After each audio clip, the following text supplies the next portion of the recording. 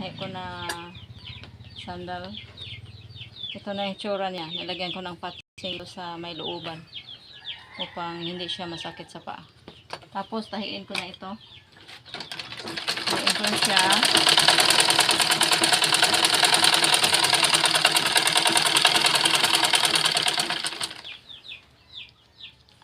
Titingnan na natin yung yung sinulid na maganda ang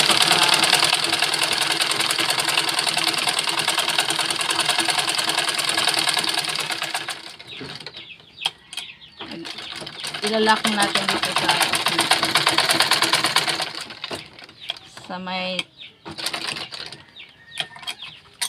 tahi dito sa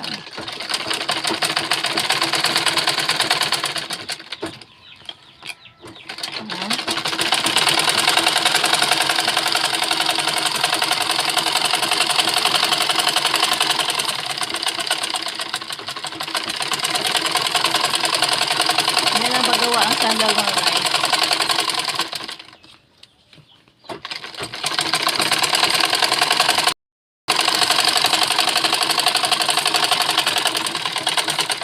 Tapos pag natapos ko na itong forma ito,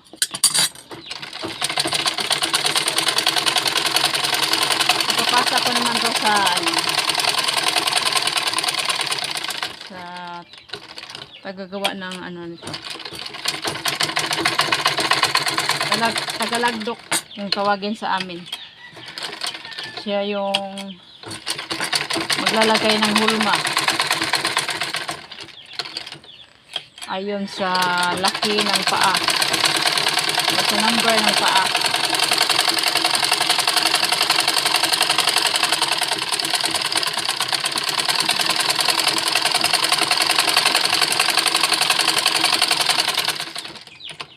Ayan mga guys, tapos na yung entrada.